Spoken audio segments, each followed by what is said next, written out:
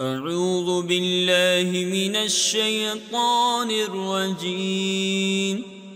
بسم الله الرحمن الرحيم.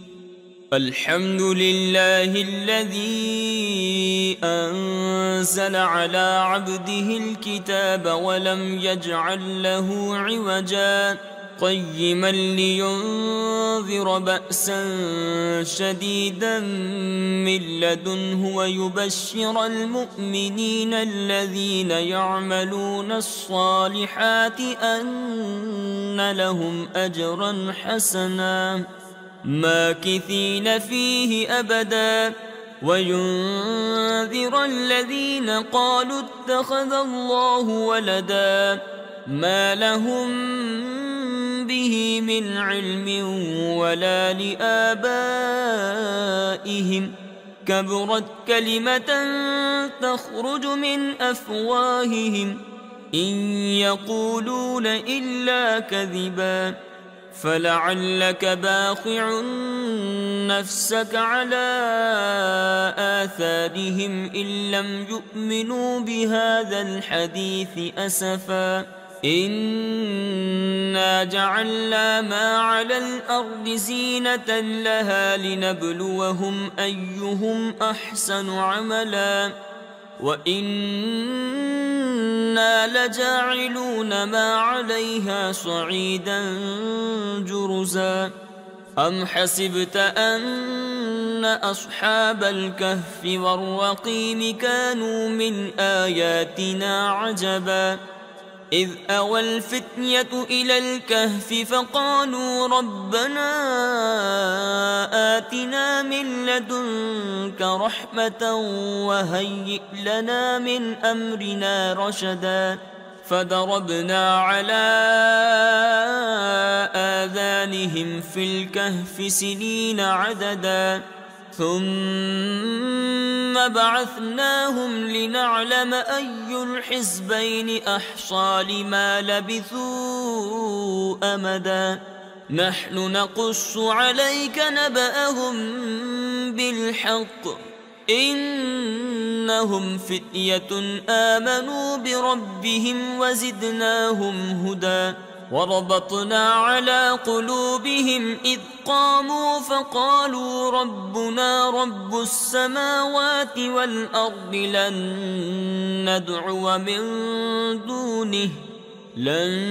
ندعو من دونه إلها لقد قلنا إذا شططا هؤلاء قومنا اتخذوا من دونه آلهة لولا يأتون عليهم بسلطان بين فمن أظلم ممن افترى على الله كذبا وإذ اعتزلتموهم وما يعبدون إلا الله فأووا إلى الكهف ينشر لكم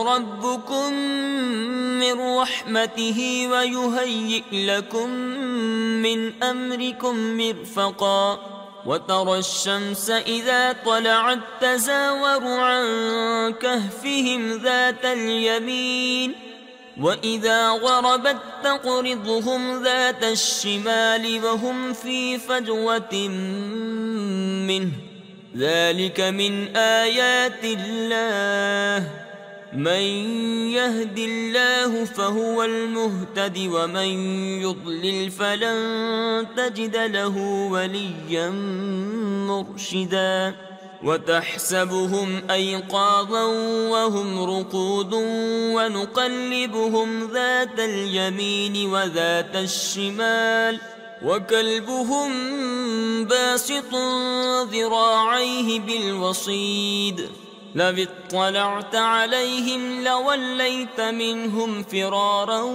ولملئت منهم رعبا وكذلك بعثناهم ليتساءلوا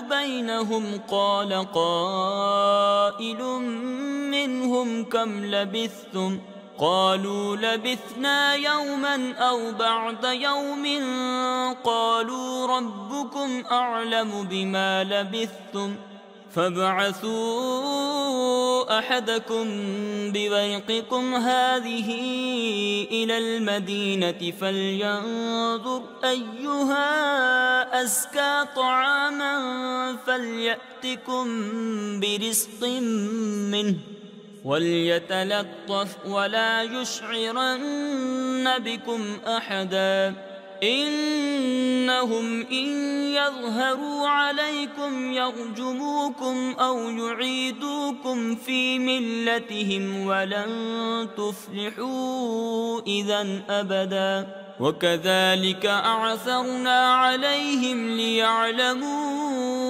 أن وعد الله حق وأن الساعة لا ريب فيها إذ يتنازعون بينهم أمرهم فقالوا ابنوا عليهم بنيانا ربهم أعلم بهم قال الذين غلبوا على أمرهم لنتخذن عليهم مسجدا سيقولون ثلاثة رابعهم كلبهم ويقولون خمسة سادسهم كلبهم رجما بالغيب ويقولون سبعة وثامنهم كلبهم قل ربي أعلم بعدتهم ما يعلمهم إلا قليل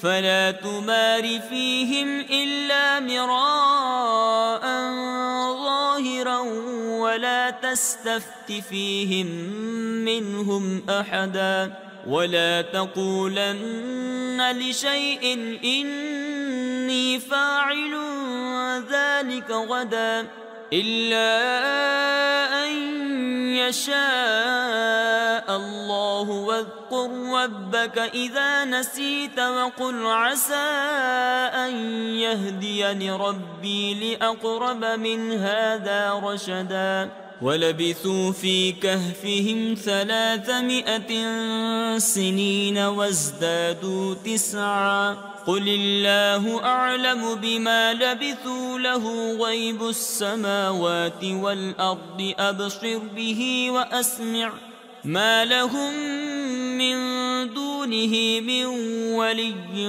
ولا يشرك في حكمه أحدا واتل ما أوحي إليك من كتاب ربك لا مبدل لكلماته ولن تجد من دونه ملتحدا واصبر نفسك مع الذين يدعون ربهم بالغداة والعشي يريدون وجهه ولا تعد عيناك عنهم تريد زينة الحياة الدنيا ولا تطع من أغفلنا قلبه عن ذكرنا واتبع هواه وكان أمره فرطا وقل الحق من ربكم فمن شاء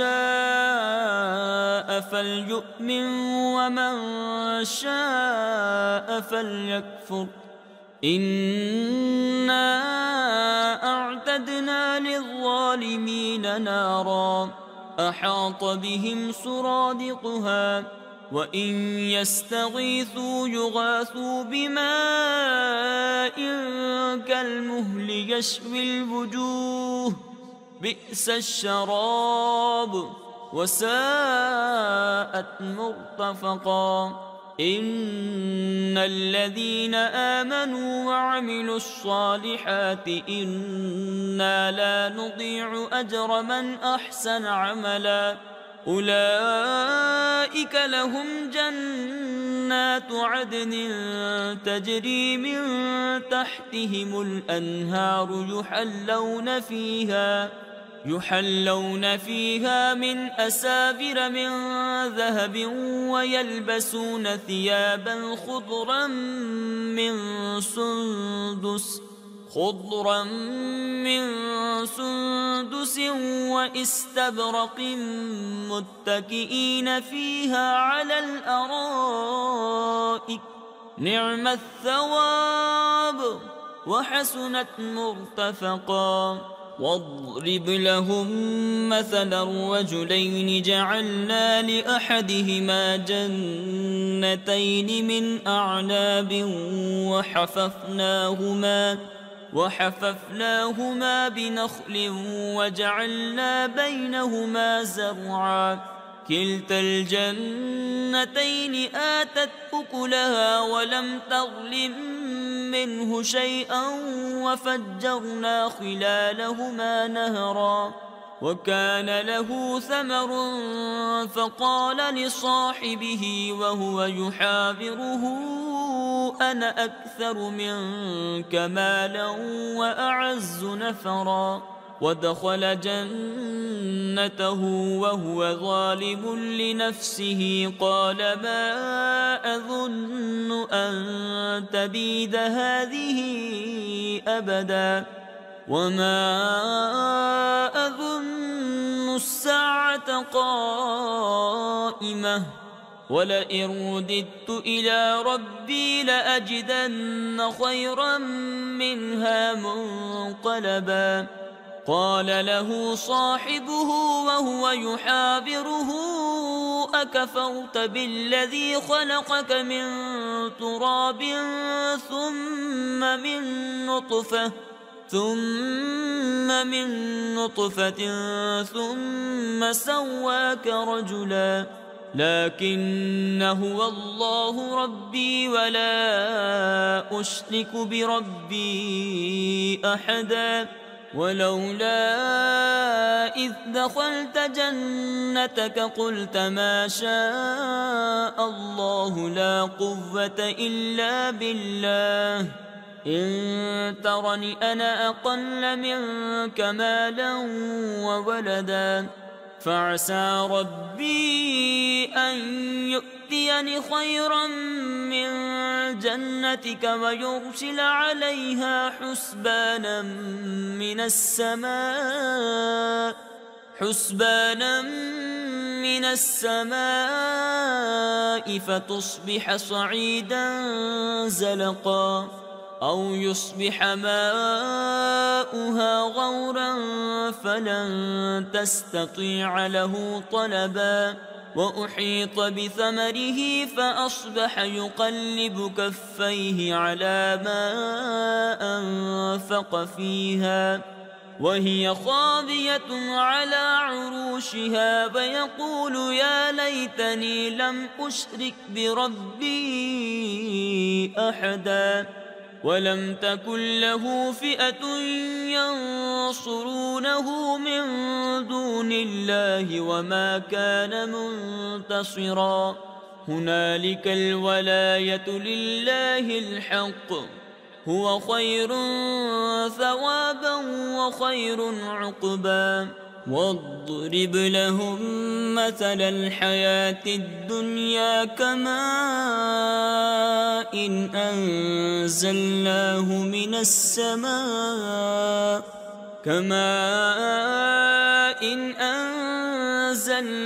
من السماء فاختلط به نبات الأرض فأصبح هشيما تذروه الرياح وكان الله على كل شيء مقتدرا. المال والبنون زينة الحياة الدنيا والباقيات الصالحات خير عند ربك ثوابا وخير أملا. ويوم نسير الجبال وترى الأرض بارزة وحشرناهم فلم نغادر منهم أحدا وعرضوا على ربك صفا لقد جئتمونا كما خلقناكم أول مرة بل زعمتم أن لن نجعل لكم موعدا. ووضع الكتاب فترى المجرمين مشفقين مما ما فيه ويقولون يا ويلتنا ما لهذا الكتاب لا يغادر صغيرة ولا كبيرة إلا أحصاها ووجدوا ما عملوا حاضرا ولا يظلم ربك أحدا. وإذ قلنا للملائكة اسجدوا لآدم فسجدوا إلا إبليس كان من الجن ففسق عن أمر ربه أفتتخذونه وذريته أولياء من دوني وهم لكم عدو بئس للظالمين بدلا. ما أشهدتهم خلق السماوات والأرض ولا خلق أنفسهم وما كنت متخذ المضلين عضدا. ويوم يقول نادوا شركائي الذين زعمتم فدعوهم فلم يستجيبوا لهم وجعلنا بينهم موبقا. ورأى المجرمون النار فظنوا أنهم مواقعوها ولم يجدوا عنها مصرفا. ولقد صرفنا في هذا القرآن للناس من كل مثل وكان الإنسان أكثر شيء جدلا. وما منع الناس أن يؤمنوا إذ جاءهم الهدى ويستغفروا ربهم إلا أن تأتيهم سنة الأولين أو يأتيهم العذاب قبلا. وما نرسل المرسلين إلا مبشرين ومنذرين ويجادل الذين كفروا بالباطل ليدحضوا به الحق واتخذوا آياتي وما أنذروا هزوا. ومن أظلم ممن ذكر بآيات ربه فأعرض عنها ونسي ما قدمت يداه إنا جعلنا على قلوبهم أكنة أن يفقهوه وفي آذانهم وقرا وإن تدعهم إلى الهدى فلن يهتدوا إذا أبدا. وربك الغفور ذو الرحمة لو يؤاخذهم بما كسبوا لعجل لهم العذاب بل لهم موعد لن يجدوا من دونه موئلا. وتلك القرى أهلكناهم لما ظلموا وجعلنا لمهلكهم موعدا. وإذ قال موسى لفتاه لا أبرح حتى أبلغ مجمع البحرين أو أمضي حقبا فلما بلغا مجمع بينهما نسيا حوتهما فاتخذ سبيله في البحر سربا. فلما جاوزا قال لفتاه آتنا غداءنا لقد لقينا من سفرنا هذا نصبا. قال أرأيت إذ أوينا إلى الصخرة فإني نسيت الحوت وما أنسانيه إلا الشيطان أن أذكره واتخذ سبيله في البحر عجبا. قال ذلك ما كنا نبغي فارتدا على آثارهما قصصا فوجدا عبدا من عبادنا آتيناه رحمة من عندنا وعلمناه من لدنا علما. قال له موسى هل أتبعك على أن تعلمني مما علمت رشدا؟ قال إنك لن تستطيع معي صبرا وكيف تصبر على ما لم تحط به خبرا؟ قال ستجدني إن شاء الله صابرا ولا أعصي لك أمرا. قال فإن اتبعتني فلا تسألني عن شيء حتى أحدث لك منه ذكرا. فانطلقا حتى إذا ركبا في السفينة خرقها. قال أخرقتها لتغرق أهلها لقد جئت شيئا إمرا. قال ألم أقل إنك لن تستطيع معي صبرا؟ قال لا تؤاخذني بما نسيت ولا ترهقني من أمري عسرا. فانطلقا حتى إذا لقيا غلاما فقتله. قال أقتلت نفسا زكية بغير نفس لقد جئت شيئا نكرا. قال ألم أقل لك إنك لن تستطيع معي صبرا؟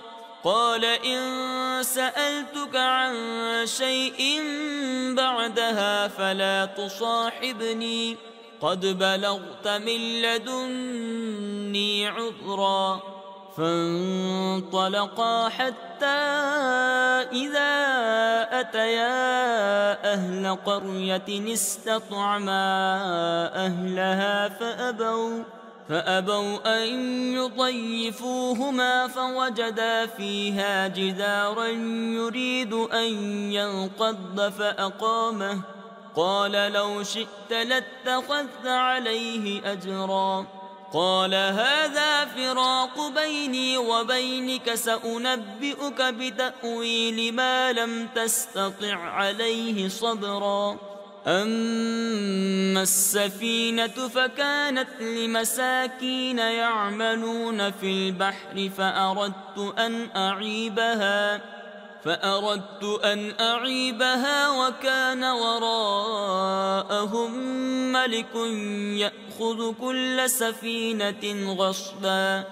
وأما الغلام فكان أبواه مؤمنين فخشينا أن يرهقهما طغيانا وكفرا.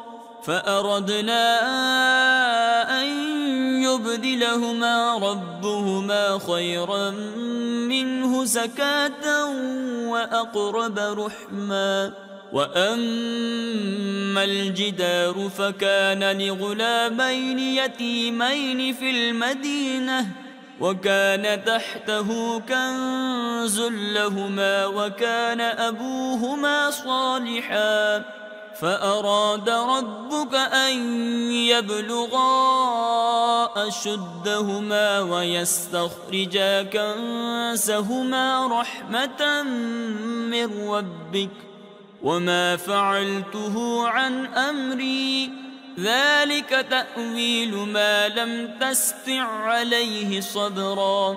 ويسألونك عن ذي القرنين قل سأتلو عليكم منه ذكرا.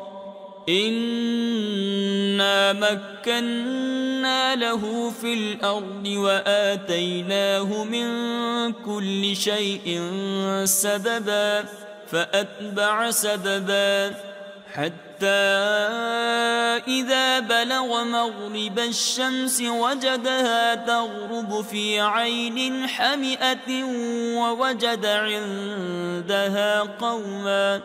قلنا يا ذا القرنين إما أن تعذب وإما إما أن تتخذ فيهم حسنا.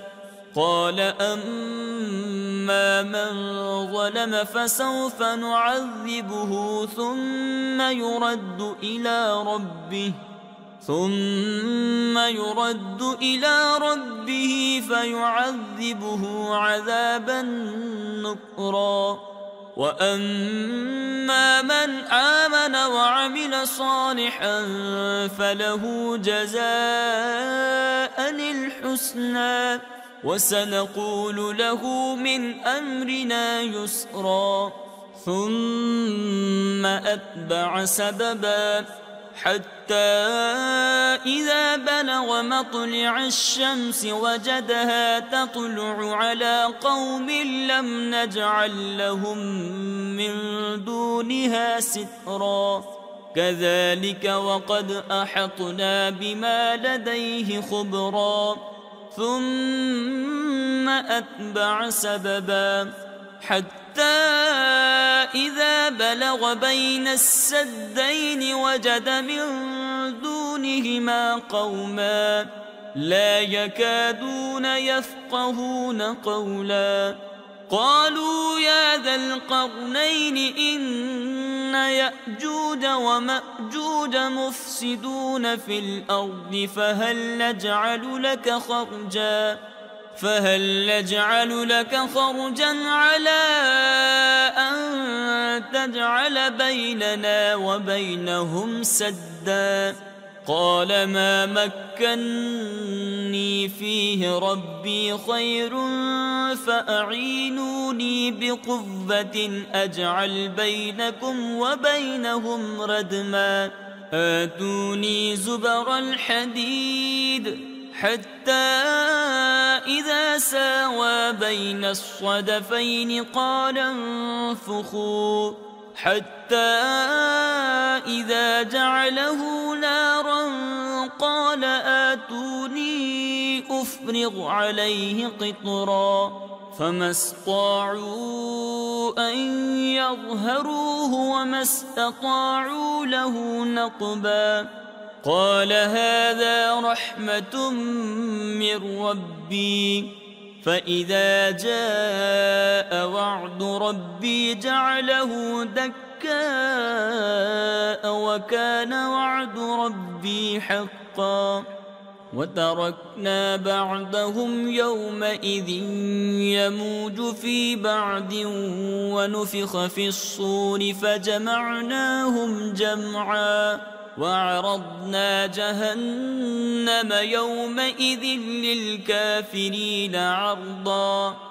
الذين كانت أعينهم في غطاء عن ذكري وكانوا لا يستطيعون سمعا. أفحسب الذين كفروا أن يتخذوا عبادي من دوني أولياء إنا أعتدنا جهنم للكافرين نزلا. قل هل ننبئكم بالأخسرين أعمالا الذين ضل سعيهم في الحياة الدنيا وهم يحسبون أنهم يحسنون صنعا. أولئك الذين كفروا بآيات ربهم ولقائه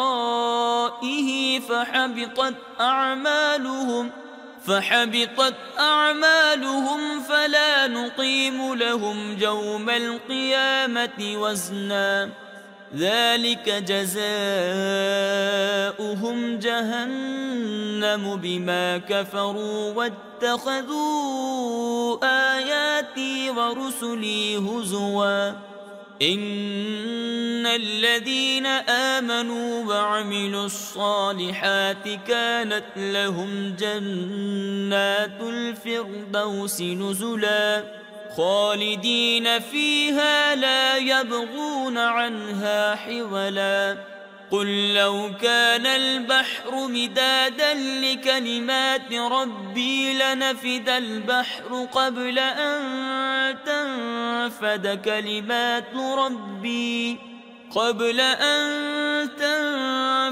كلمات ربي ولو جئنا بمثله مددا قل إنما أنا بشر مثلكم يوحى إلي أنما إلهكم إله واحد فمن كان يرجو لقاء ربه فليعمل عملا صالحا ولا يشرك بعبادة ربه أحدا.